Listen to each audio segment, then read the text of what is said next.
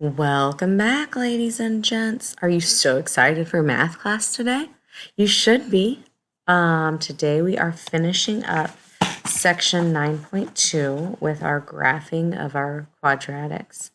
And then you're going to have a quiz later this week. So make sure that you're understanding everything we're at. I do want to go over kind of like a warm up with you to review and just to remind you, what is the equation for finding the vertex? Okay, so hopefully you said the opposite of b over 2a. That's where I think a lot of people keep forgetting is that opposite part. That's really important.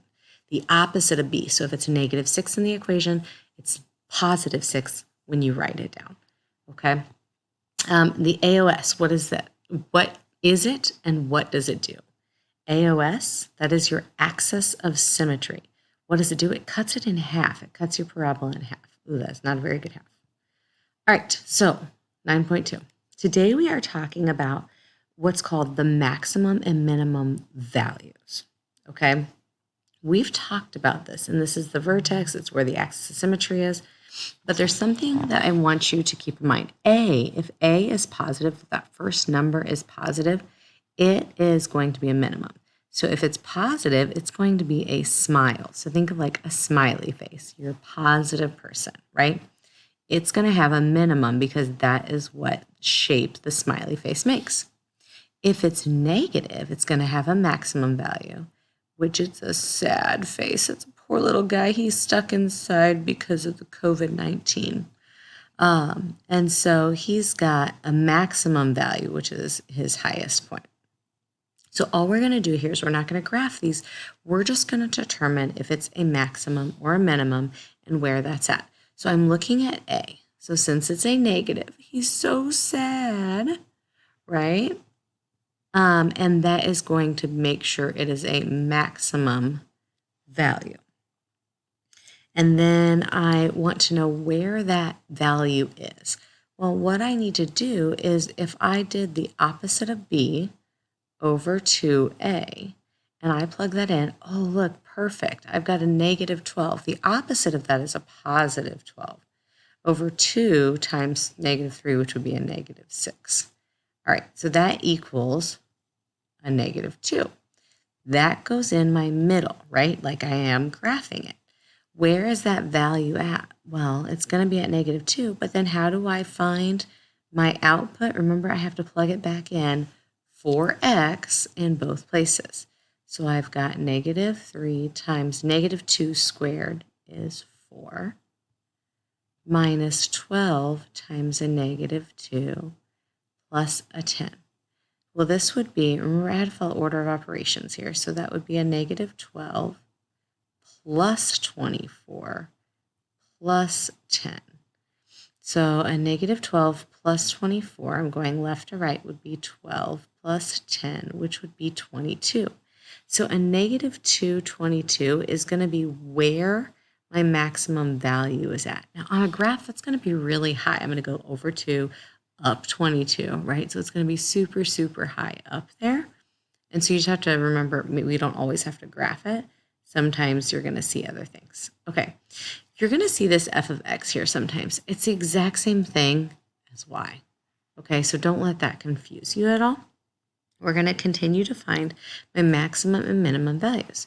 Okay, so first of all, is it a maximum or minimum? Well, it's positive. Yay, that makes us smile. Okay, which means it's a minimum value. Okay, and where is that at? Well, I just used my opposite of b over 2a. So the opposite of 16, which would be a positive 16, over 2 times 2, which would be 16 over 4, which would be 4. Awesome how these are working out. Okay, so if I do my table, remember 4 would be in the middle. I do 2 up and 2 below. But I'm just going to take that and I'm going to plug it in. So I'm going to do 2 times 4 squared is 16 minus 16 times 4 plus 4. So 2 times 16 I know is 32 minus 16 times 4 is 64 plus 4. Well, I have to do this here. So that gives me a negative 32 plus 4, which would be a negative 28. So my ordered pair, or my vertex, right, is going to be at 4, negative 28. It's going to be the lowest point, which would make sense if I go over 4 down 28. That is where my lowest point is located. Okay, so now the next two on your graph, they want us to graph the following. We want us to do the domain, the range, and the solutions. So you've done a couple of these, but we've got some fractions, so I wanted to make sure I got a chance to go over this with you. And the next one's a little different too. So I'm going to start with my axis of symmetry, which would be the opposite of b over 2a, which I don't have a b in this case. That b would just be the x. I don't have it, which is 0. Perfect. Now, I could go up -1, -2, +1, +2. However, because of the fraction, I'm going to do -5 and -10, +5, +10. Could I do the other numbers? Yes, I'm going to end up with a fraction as an answer, which I don't really like, so I'm staying away from it. So I like to start with 0, so we're going to plug in 0. 0 squared is 0 times 1/5 is just 0 minus 5, which is a -5. So over 0 down 5. 1, 2, 3, 4, 5. Okay. Oh, I should check. Is this going to be a maximum number or a minimum number? Well, it's positive, remember? So we want it to be positive, which means this is what my graph should look like. Okay, so it should be the minimum value. Okay, so now I'm going to plug in, let's go with a +5. Well, +5 squared is 25. So what is 1/5? Ooh, not 1/2. 1/5 times 25. Well, that's going to give me 5. Minus 5 is 0. Okay, so over 5 up 0. 1, 2, 3, 4, 5. Okay. And then I've got my 10. Well, it would be 1/5 times 10 squared, which is 100. 100 divided by 5 would be 20. 20 minus 5 is 15. And that's not going to fit on my graph, which is totally okay. I don't have to graph it. Remember, I have to have 3 points on my graph. That's what's important. Now, this is going to be a good way to double check to make sure that I have everything that I need, is that these two numbers match. If you're not doing them, then you will miss something because you've gotten the vertex wrong. Okay, so we're going to plug in -5. So 1/5 times -5 squared is a +25 minus 5. So I'm actually going to end up with the same thing. That would be 5 minus 5, which is 0. Yay! That's what we want to see.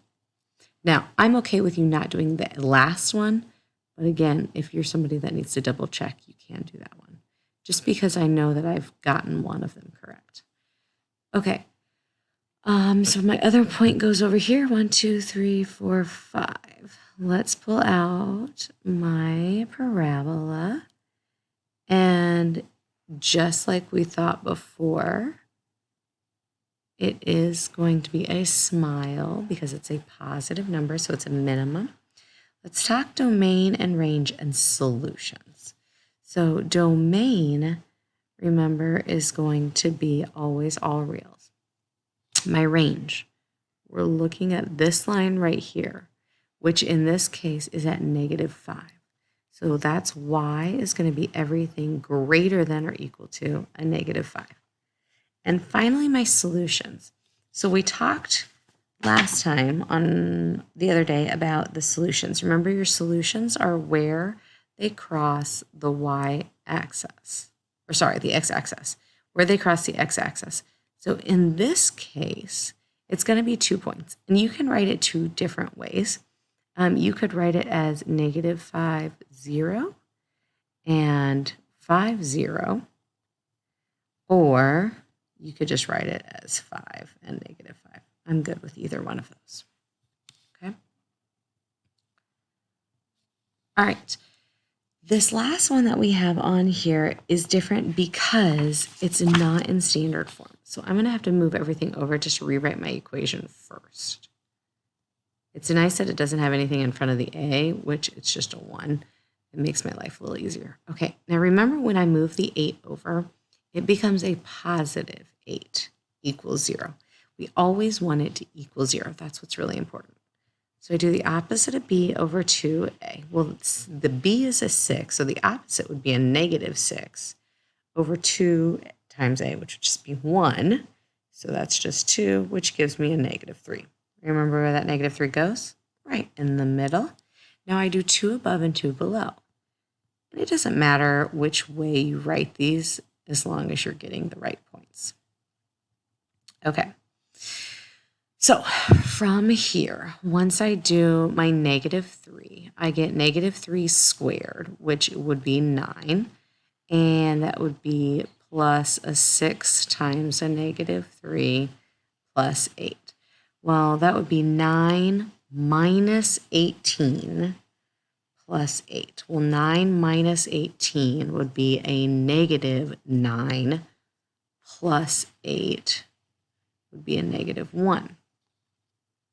Okay, so I would go negative 3, negative 1, and I can plot my point.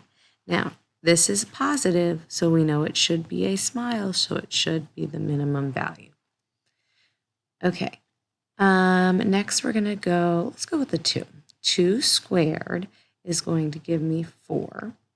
That's going to be plus 6 times a negative 2, and then it's going to be plus 8. So 4 minus 12 is going to give me a negative 8 plus 8 is 0. Let's check the 4 just to make sure that it's the same. So this would be negative 4 squared would be 16 plus 6 times a negative 4 plus 8. So that would be 16 minus 24 plus 8. So 16 minus 24 is a negative 8 plus 8. Great, that's 0. That's exactly what we want to see. We want to see these matching up. That's perfect.